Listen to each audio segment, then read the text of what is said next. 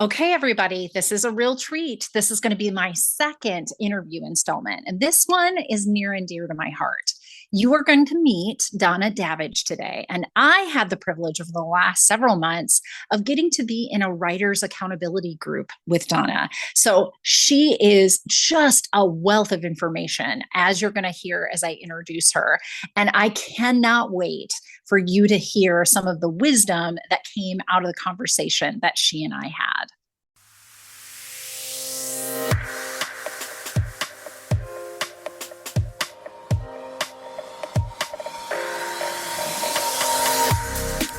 You're listening to Straight from the Psychologist's Mouth, a podcast that teaches women in midlife to unapologetically stop silencing their dreams and start designing the lives they want to live in. I'm your host, Dr. Natalie, and as a clinical psychologist of the last 2 decades and a twice divorced single mother myself, I not only know how hard it can feel heading into midlife, I am living it right here with you. I have taken all the many failed attempts and lessons learned in my own life and combine it with my extensive clinical experience to give you the tools you need to make midlife the best time in your life. No joke. So let's get started.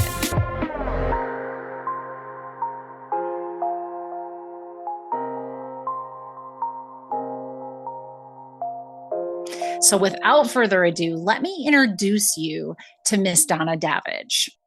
Keenly interested in health and exploration, Donna Davidge is a highly experienced 500 ERYT yoga teacher.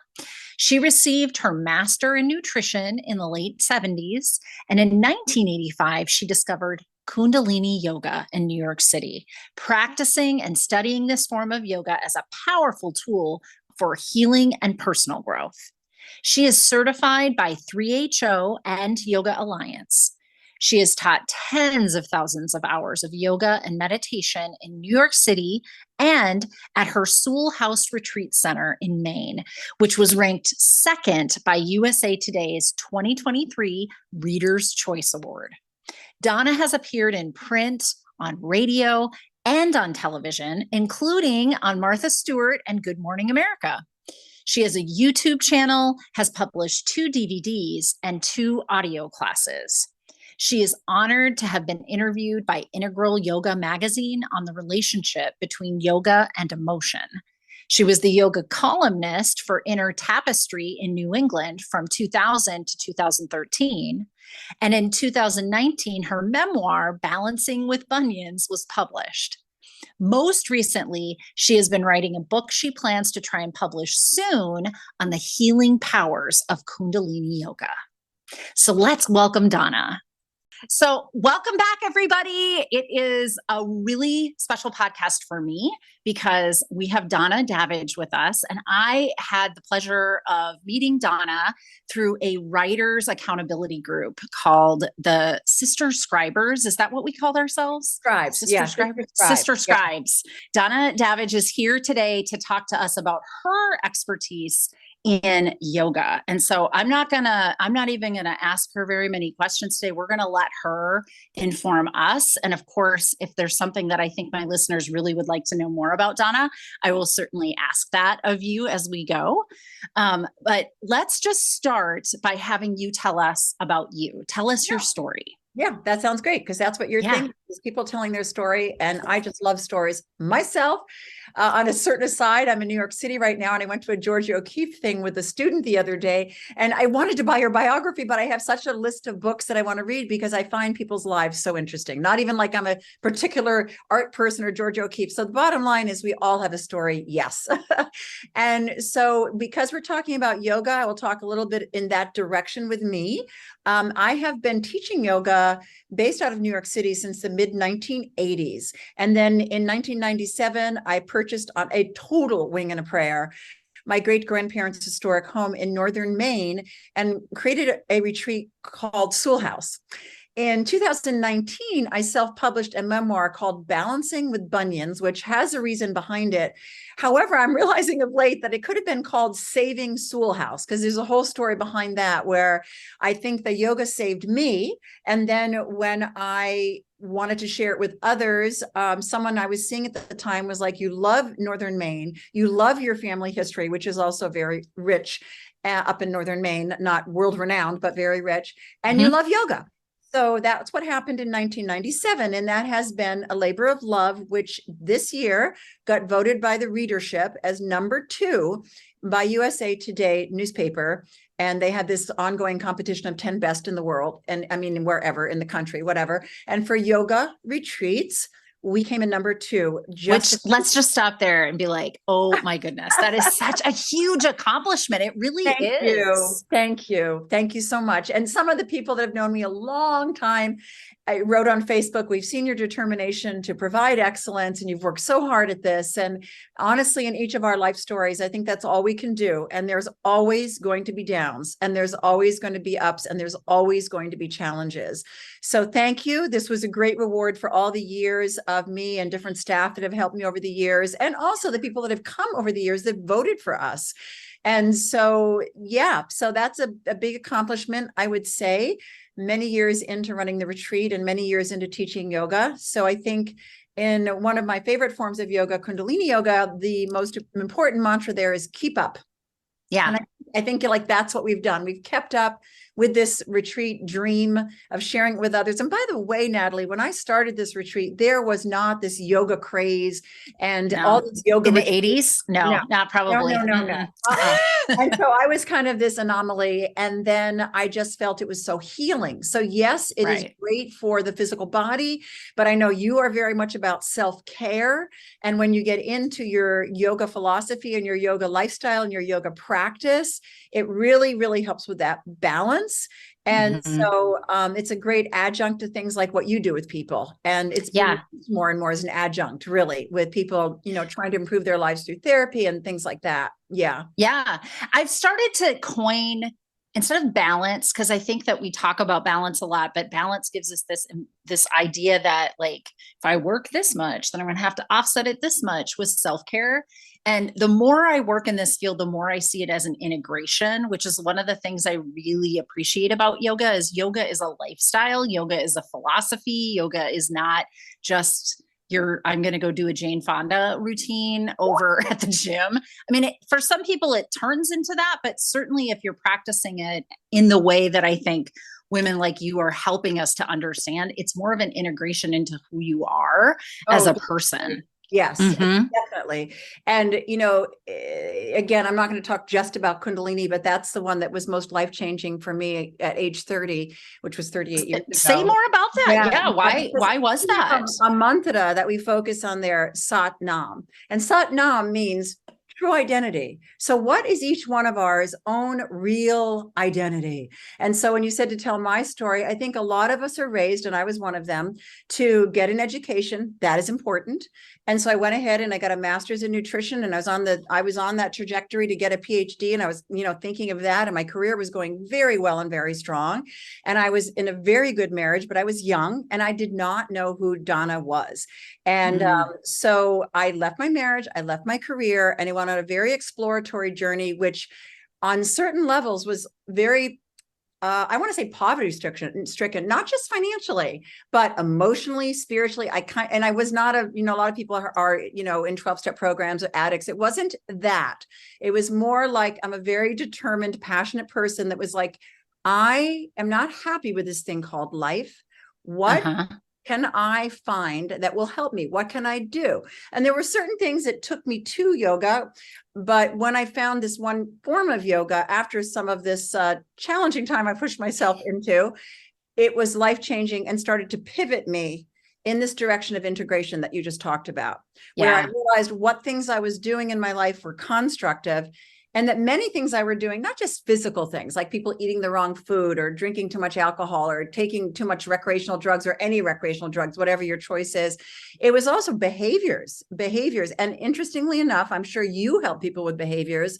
This one form of yoga really, really helped me with behaviors, just because the way that you taught it, the way it was taught. And then I started going into these other ones, which really helped me as a teacher once yoga exploded, because I have delved into many forms of yoga and practiced them very, I'd say, hardcore and diligently, things that are popular, like Ashtanga yoga, Iyengar yoga, Dharma yoga, Vinyasa yoga, and then the more meditational side, which is restorative yoga, Nidra yoga, yin yoga. And so I teach all of those now, and I integrate them into what the person needs, or even what I need that day.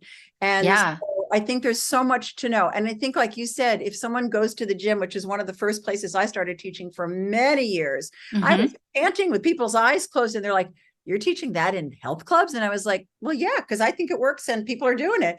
So you can find your path into whatever yoga will do for you in many different places, including when you go to the gym. You never know. Right. You never know. You don't ever know.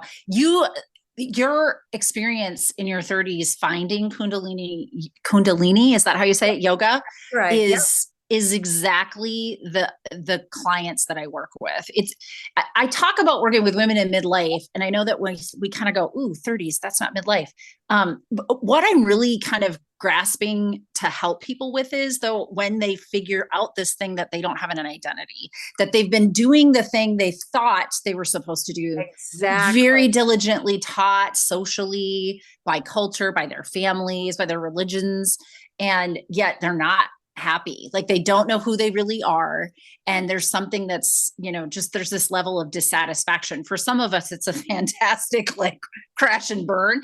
It doesn't have to be, though. It could just be something very subtle. Like, I'm yearning for something more here. So why do you think it is that yoga called to you this way? Well, first of all, I think it was interesting when I did meet with Ron Davidge, my first husband, like 15 years after, and we met in New York, and I said, well, now I'm a yoga instructor. And he goes, oh, that makes sense. He said, you always like to exercise. You really like people. You like to understand what people are about. And he said, I think that, kind of makes sense. So honestly, for me, I had done some of it in college. And I talk about this in my memoir. When I was 18, I was severely anorexic, which, as you know, is a real mental illness, emotional illness. It is. Like 90 pounds. And I weigh like 118 pounds now, and I am thin. So anyway, I was, for many years, I didn't even talk about that because there's so much shame around that illness. And it was terrible. Well, that was 18. I had it again when I was 24. Well, the first time and then not again, thank God, because some people get very ill, like Karen Carpenter, and die. So I'm pretty strong-willed. I got out of it. But when I was 18, I was lost. And I got sent to therapy at University of New Hampshire. And this man, whose name I forget, put me in the corner. I don't know why in the corner. I think of like the punished child, in child's pose, which is just, the bowing down, very relaxing, restorative. And I thought it was a little crazy, but it was my introduction to the soothing aspect of yoga. And then when I was married and became a nutritionist and had a pretty thriving practice working with physicians and stuff, I just thought, oh yeah, right. I took some yoga when I was in college. And I remember that was very relaxing. And this is starting to get stressful having a career here, and everything's happening really well, but I got to handle it. And so I did some hatha yoga audio cassettes back then. So I think I always knew in the back of my mind that when I was going through something mental, emotional, that's New York City noise back there, motorcycle, that when I was going through something mental, emotional, the soothing of yoga was what helped me. And then in the 90s, when yoga started to become really popular in the vinyasa form, that is not the form that had soothed me. And yet, as my ex-husband said, I was very athletic. I liked people. I liked that. So those ones are more athletic and definitely have helped my flexibility and strength, and particularly through the different phases of life, because I didn't start those until I was in my 40s, talking about your midlife women. And so I think it's never too late, but knowing which yogas are good for you at what stage of life. As a matter of fact, recently we were talking about our YouTube. I've been expanding that a little bit. And I did a couple that I called super agers, because I think that women in their 40s, 50s, 60s, even 70s, 80s, there's one woman in a class that I study at who's in her 90s, and she can still do like a handstand and a headstand. And so that's the physical aspect, which has many mental, emotional benefits. Yes, it does. So getting over the fear of being upside down took me a while to get over that. Wow, we're not used to being upside down. No, we're not. We're not. I'm not great at poses that are like that. So that's good to hear. Cause I like to test myself and try some new things, but those ones I'm always like, oh, that's gotta be way outside my league. I'm klutzy. I'm not a gymnast. Like I can't see myself doing I totally that. agree with that. And I got to say at Sewall House, which is my retreat that won the USA Today, I have this machine. I call it a machine, but it's really contraption. And I really didn't think much of it. I got it in the 1990s, but it has helped so many people that come to the retreat because they don't have to put their weight on the head. And it goes on your shoulders, but there's something about not having to set up all this and worry about your neck and that people just go on up into it. So I always say to people, this wasn't like my mission as a yoga instructor, but when you come to Sewall House, a lot of people, and then I teach them how to do it on the wall, which is really pretty easy. But a lot of it is, if you don't know what you're doing, like many things in life, or it's your first time doing it, it's scary. And you better know how to do it right. You better. Yeah. You better. Mm-hmm. Yeah. Do you want to share with my listeners, like what your book is about, what it's trying to help us with if we pick it up and read it?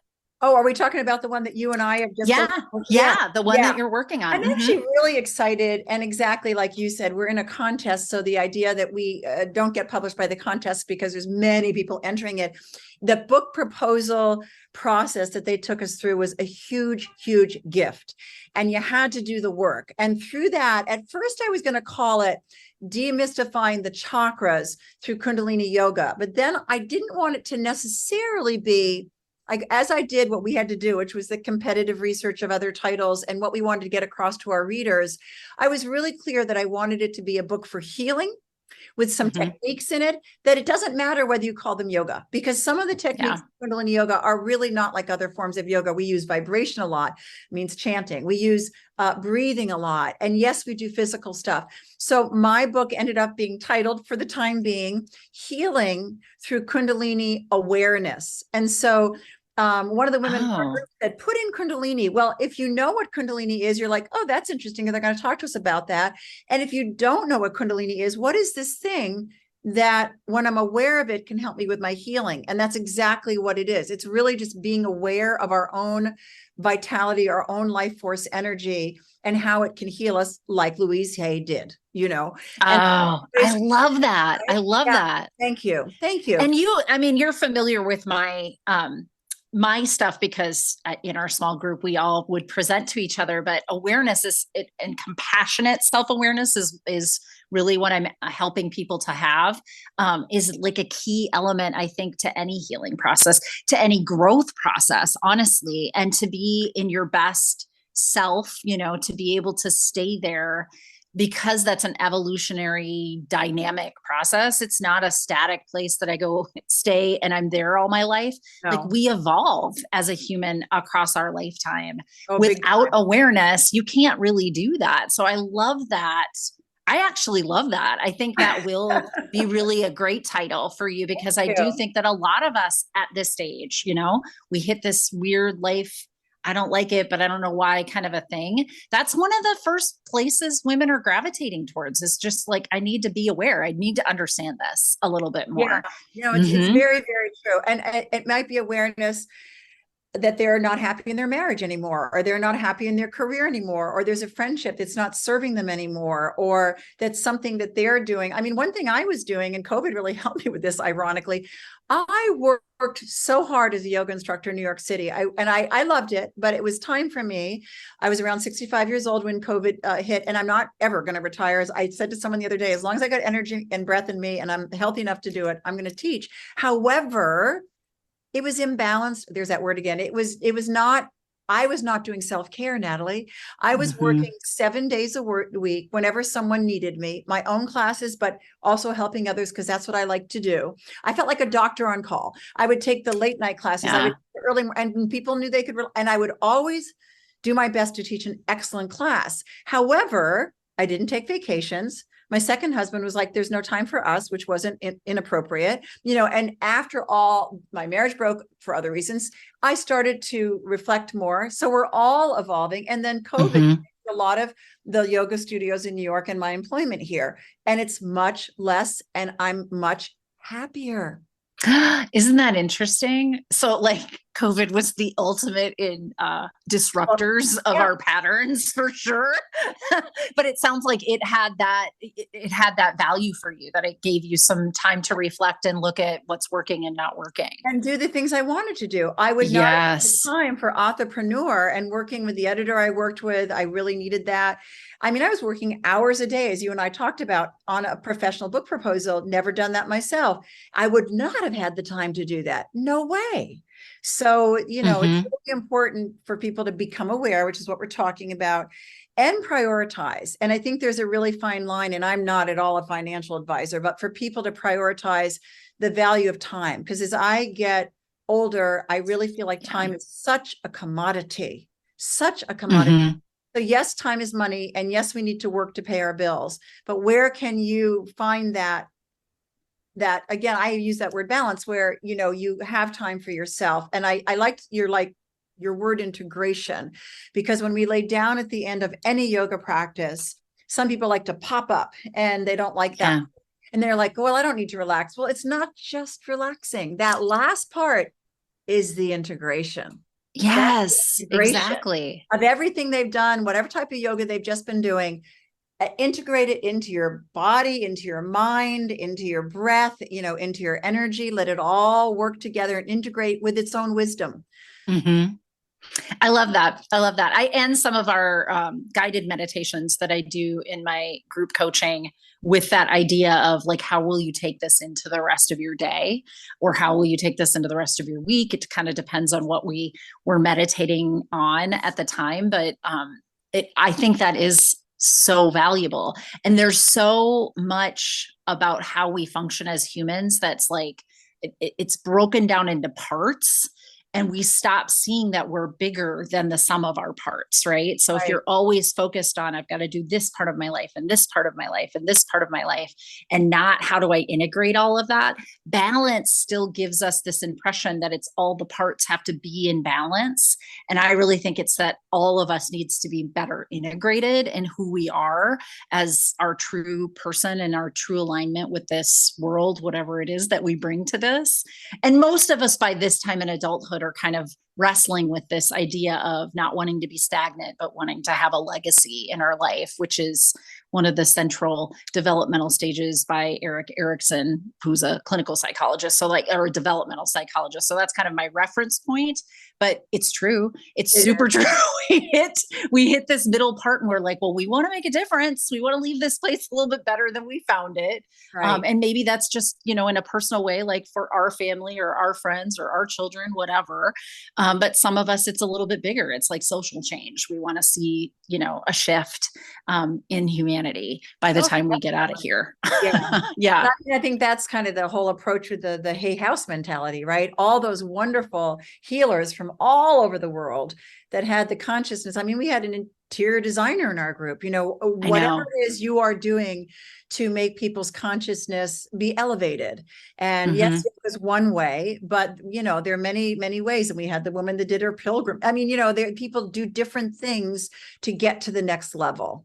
Yeah. Right. Right. I know. I'm so excited that some of you are interested in coming on, because it was such a group of women that were writing from this place of what, I learned and what makes a difference in the world. Yes. And you're right. It was very different. There were some of us that were things like interior designers. There was yourself. There was somebody that just went on a pilgrimage and came out of tech. Didn't she come out of tech? Yes. So like her life trajectory was very different than what she was writing about, but it's that kind of integration. Like when she took a step back and was able to see it in that wider perspective, it was really important to her to get that on paper for other people. Exactly. Yeah. Mm-hmm.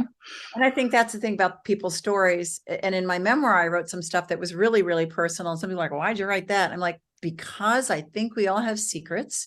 And if we don't acknowledge some of that stuff that you don't tell everybody in your dinner conversation but I think then when you reveal those things, and I think a lot of people are doing that these days, and particularly famous people, they're all coming out good. They're coming out with memoirs, whether they had an addiction issue or, estrangement from their family issue, or these are all very common human issues. So that one woman that read my book, I have to say, is a retired therapist, and she said, I would have given this book to every woman in their early 30s. Well, that was very nice of her, but I mean, I saw women that came to my retreat that were very changed by Eat, Pray, Love, which I didn't read, but like, you read these books about women's journeys, and I think the reason we're sharing our story is to help people go through their stories, basically Totally. to help go through their stories. Yeah. So back to the yoga, again, I think what some people need to understand is that there's so many different types of yoga. It's not for everybody.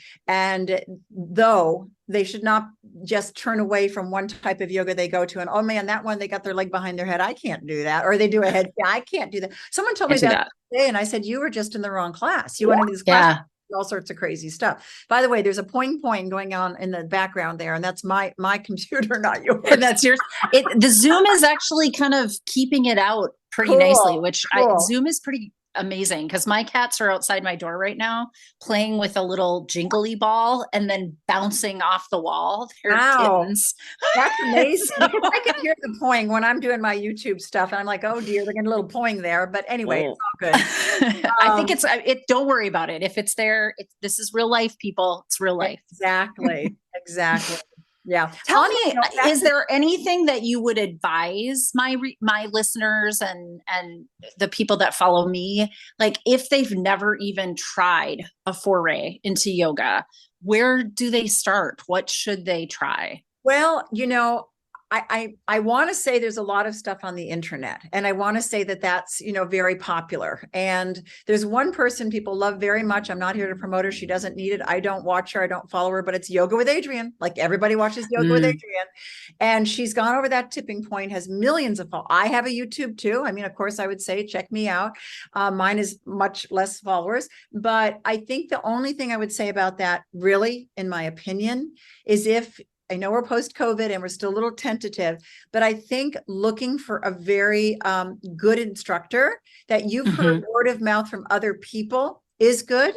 And I'm not saying that some of the younger, newer teachers aren't very, very good, but if you're going to, just get word of mouth, because I think that one thing that's going on with yoga these days, like I'll tell you an example, a woman that comes to my retreat who lives nearby and took a teacher training years ago, she was taking from a young girl in her community, which is about a half an hour from my retreat. And she said to this young girl who just come out of a 200-hour training, which you do the math, isn't that much learning. And she said, well, this woman up at this retreat, she's been teaching like whatever it was, 35 years, whatever. I think, I always learn something. I still study, by the way, every week, Natalie, with my mentor teacher. So it's endless. Yeah. And so this girl said, evolution. It's evolution. That's just how we are. This girl said, I don't think I need to go there. I've taken my 200-hour. So this is my point. If you ended up getting a girl like that as your teacher, you're going to shortchange yourself, because I teach 200-hour teacher trainings, and I tell my students, you are on the beginning of your journey as a teacher. You better keep studying and learning, because yoga is like life. It's very endless. It's endless, it's really endless. So in answer to that question, I would say, if you're in a community where there are yoga studios, do Google searches, look at the reviews, talk to friends who've done yoga, check out people that are likable and, like that, Yoga with Adrienne. But the only thing is a real yoga teacher who's very good can help you, as you said, it depends on what you want to do with yoga, become more integrated. I mean, in my book, a lot of case studies where people had things like divorces, one person finding out that his father was not his father, his uncle was his father. And he said, I use some of these yoga techniques to get through these kind of traumas that they went through. I've had students that are cancer survivors that while they were going through their cancer, they did the yoga, and it really, really helped them on every level. And particularly one with lung cancer, he had it 13 years ago. And he said, I went in for the test when they gave me the diagnosis. And because I'd been doing Kundalini, I believe my lung capacity was far what they expected. And I got over. I'm not saying yoga is going to cure diseases. I'm just saying that, you get a good teacher and they can help you get through a lot of things. And I think, so I would say, look for someone that you have either heard is very good or has very good reviews and testimonials. And yes, peruse the internet. However, I did see one person, luckily I don't remember her name, she was teaching the breathing and Kundalini absolutely wrong and had 450,000 followers. So gosh. It's a funny time that way, Yeah. I mean, anybody can put up a YouTube channel. And so, but not everybody has that expertise. So I can see where that's problematic. Is there any places where people could get resources? Like you were breaking it down in the beginning of this podcast. Like there's ones that are more body based and ones that are more meditation and restorative based. Is there any like great resource for people to access to see, which is which and maybe where they'd want to start? That is an amazingly excellent question. And actually, I don't think there is a resource exactly like that. I think that, if you wanted to delve into, there are articles out there. I'm sure you can find articles, but in terms of like a website resource that breaks them down, I don't know one off the top of my head. I believe probably a lot of teachers, and I'll probably, if I haven't already, write a blog post for my Sewall house because we have a blog about that. Yeah. On the Sewall house, we do have a little bit of articles about, what is Kundalini yoga, what is Vinyasa yoga, what is restorative yoga. I do think if someone doesn't have the language, like that's kind of what you're asking, is there like a place, a resource that just yoga? These are the different types, not to my knowledge, and not to my, that doesn't mean it doesn't exist, but not to my knowledge. Yeah. Well, I'll certainly send people in the direction of Sewall House and your resources so that they can at least find the ones that you've blogged. Yeah, totally. And, we have a monthly newsletter. It's been going out for years. And we just got like 100 more signups because of the USA Today. I know. Look at you. Awesome. Yeah. And you're coming up on your big season. I know. So tell us a little bit about what you guys do through these summer months. Okay. So we open up in May, and this year we have a couple of special events before our teacher training. So we're not formally open other than those two events, which are all on our website. And then we have a 200-hour teacher training. And then our retreat season this year, it is from July 10th to October 10th. It's shorter than usual. We usually open Memorial Day, but that's just the way we formatted this year. And people can come and go on days of their choosing. There are also certain events we have, like a women's mental health weekend, which is not with a therapist, it's with yoga and chanting. And I don't run that. I don't run these events. We have an art, a yoga one in, I think, early September. We have a writing one, Columbus Day weekend. We've done many, many years, which is really fabulous. So we have these events.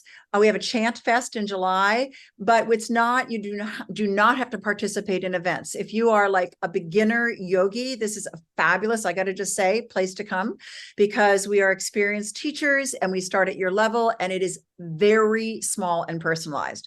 We only have 6 bedrooms, and we don't put people in rooms with anybody else. So you do the math, our classes have like 4 to 6 people. I mean, really small. Not a big commercialized, commodified. It's a very unique boutique. I mean, I guess I just came up with that. It's a boutique. That it is boutique yoga. That's a big thing now, though, that people, or concierge yoga, because it's like people want it to meet their needs. Yes. They want it to come to what they need. On that note, what you were asking me is, because we teach so many forms of yoga, we really come in on the level they're at and give them what they need. So we would not throw like an Ashtanga, really physical class as someone in their 60s who's never done yoga, who has arthritis and comes to the retreat, right? So, we really cater to where the person's at. And we managed to do that I'd say pretty well with our small groups. That's great. That's awesome. Well, is there anything I haven't asked you, things that you would like to share with my listeners? Well, again, like I said, I think yoga is just, to me, an ongoing study. But I think I think the main thing, because this is what you're about, is that it really helps people in their evolution. And I really think no matter what type of yoga you choose, if you resonate with it and you commit to it, you are going to see like major changes of awareness. And my Iyengar teacher, who is 74 years old, what I love about her is Iyengar is the most anatomically based yoga, but it doesn't interest me just to go and listen to anatomy. So she will quote poets, and she will talk about life, and she brings in her wisdom. And that is the way I like to teach yoga too. And that is the way a lot of Kundalini yoga teachers do. They bring in stories, Natalie, you who enjoy stories. We learn so much from the stories of how something can do something for us. So I guess what I would just say to your listeners is explore. make it an exploration, and please have them feel free, honestly, to contact me, because I do the best I can to answer questions and get back to people. There's no bot on my thing. I had to change my voicemail to say, we are a real business, so that like the spam people don't bother me, and people that really want to ask a question, I'm not always right by the phone, but I am a real business. I'm a real person, and I care about you, and I will get back to you. That's amazing. And I'll make sure that they have access to all of that information, so that if they want to hear a little bit more, or get a more specific question answered, they can reach out to you. Because It's not just you, it's, you have people that, like you said, are doing these programs. And so you have quite a wealth of wisdom there. And, when I do my free group coaching, and even my paid group coaching, we dive into various kinds of self-care, and energetic healing is one of the ones that I like to highlight. Not my area of expertise, but like you were saying, there's people that have traumas that then will find different yoga positions that help them release how that body is being stored, because the body keeps that score. It doesn't let go of that trauma. And these are some of the energetic healing modalities that are so vital, because there's only, awareness is very helpful. But what I'm loving about what I'm hearing is it's all those things within yoga. Like there's very many layers to this. So there's awareness, and there's self-identity, and knowing who you really are. And, there's restoring yoga and things of that nature. It can be, you can meet them where they're at, and it can be many things for a person. Right.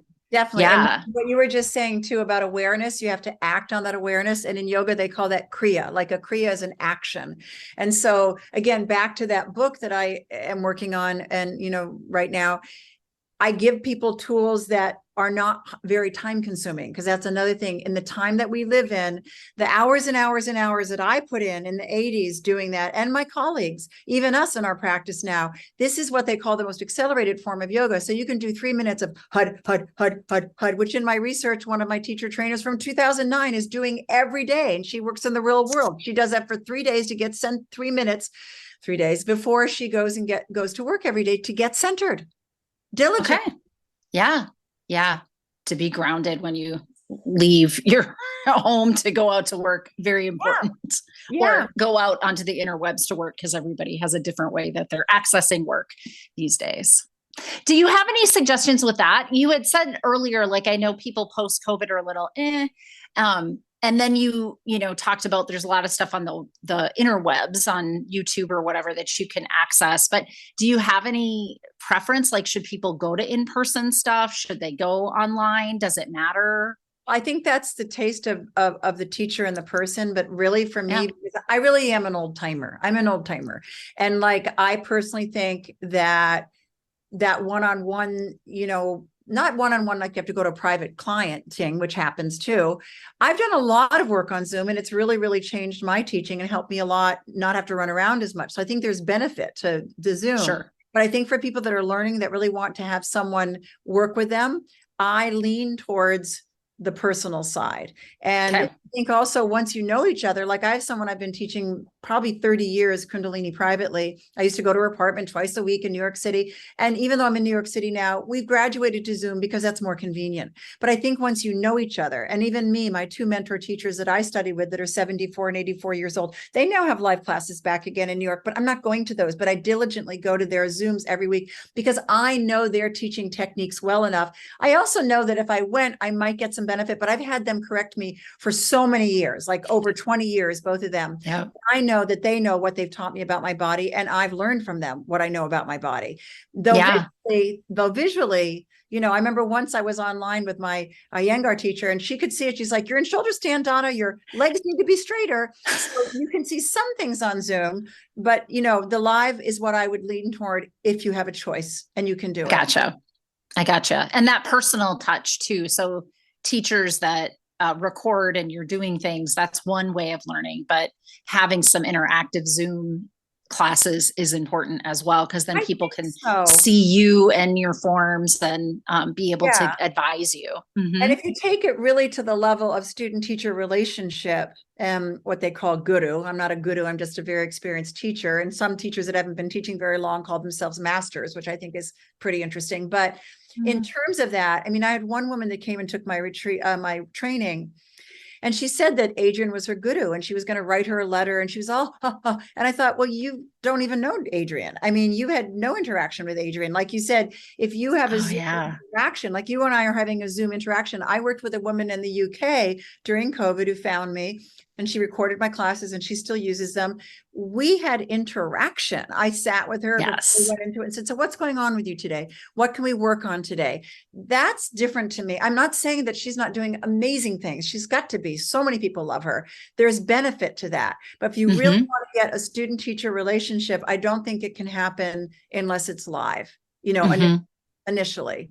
Yeah, no, I agree. I mean, I'm a therapist, so you're not going to hear any pushback from me about that. But, there's value too to our putting out our books and putting stuff in blogs and recorded things.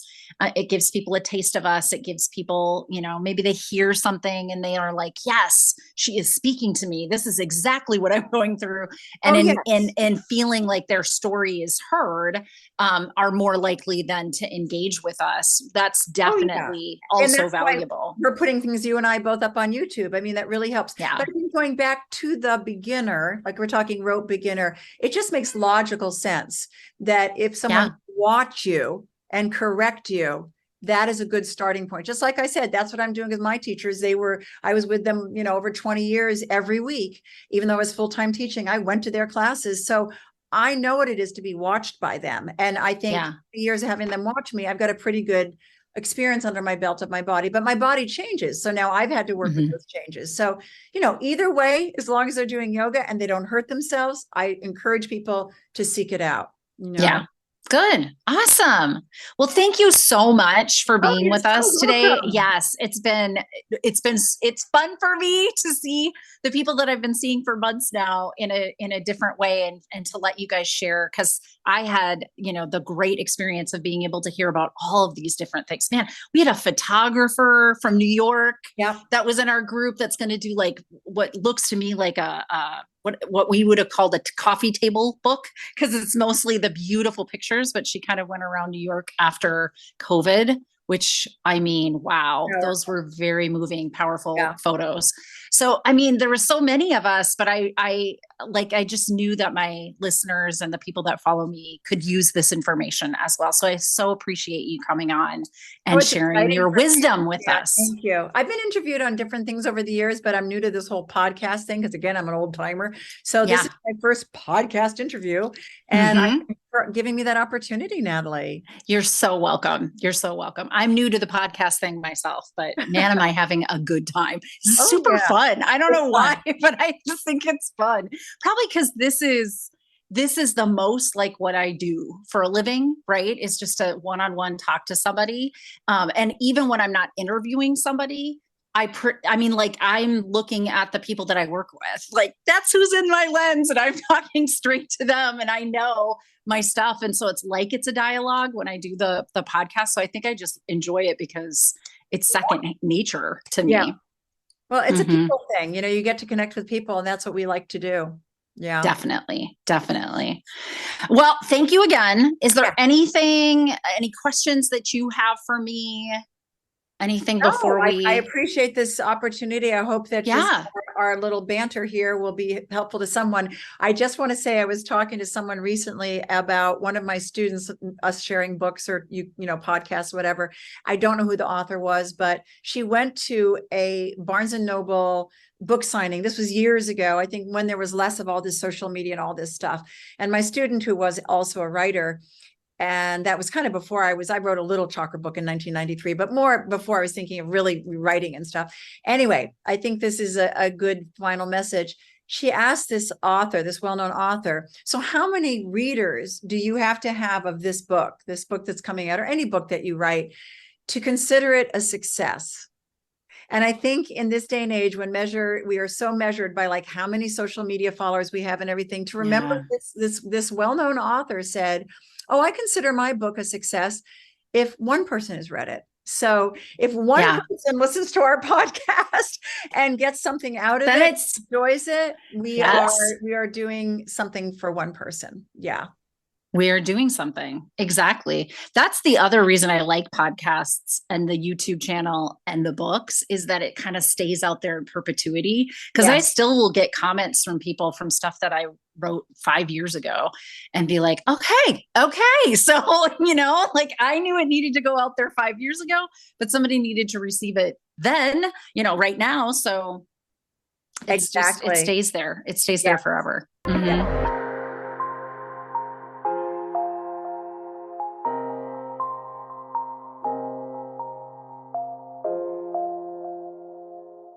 All right. So I'm adding a little addition here. It's the legal stuff.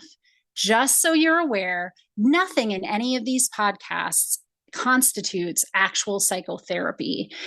Yes, I am a licensed clinical psychologist in the state of Minnesota, but everything here is just educational in nature and is a suggestion of things that you could be doing in your own life to learn how to love the life that you're in instead of waiting for a life that you're dreaming of to come towards you.